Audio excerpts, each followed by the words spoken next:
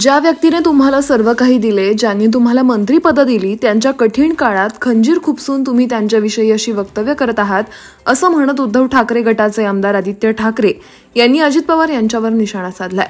त्यांच्यासारखा निर्लज्ज व्यक्ती मी पाहिला नाही अशी टीका देखील आदित्य ठाकरे यांनी उपमुख्यमंत्री अजित पवार यांच्यावर केली आहे.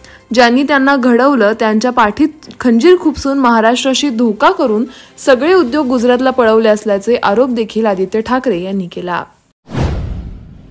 राष्ट्रवादी काँग्रेसची आता दोन शकले झाली आहेत.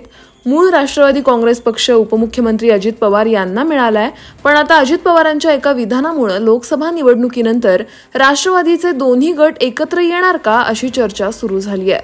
पत्रकारांनी याविषयी सोमवारी अजित पवारांना छेडलं असता त्यांनी 7 मे रोजीचं मतदान होऊ द्या, त्यानंतर सांगतो असं प्रत्युत्तर दिलं. यामुळे राष्ट्रवादीच्या एकत्र येण्याची चर्चा पुन्हा एकदा सुरू झाली आहे.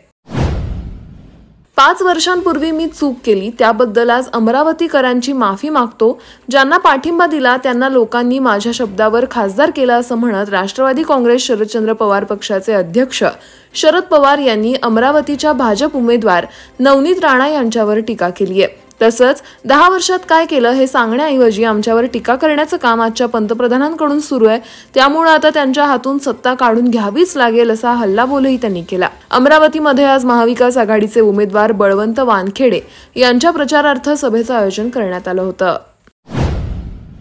अमरावती लोकसभा मतदारसंघातील महाआघाडीच्या उमेदवारासाठी उद्धव बाळासाहेब ठाकरे शिवसेना पक्षाचे प्रमुख उद्धव ठाकरे यांनी अमरावतीमध्ये सभा घेतली.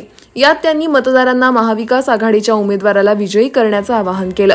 गेल्या 75 वर्षात काँग्रेस सरकारने देशाला जेवढे लुटले नाही तेवढे मोदी सरकारने 10 वर्षात देशाला लुटले असल्याची टीका उद्धव ठाकरे यांनी केली आहे. भावा बहिणीच्या नात्यावर गलिच्छ आरोप करणाऱ्या असंस्कृत नेत्याला राज्याचा सांस्कृतिक मंत्री केलं आणि आमच्या मानगुटीवर बसवलं असल्याचा आरोपही उद्धव ठाकरे यांनी केलाय.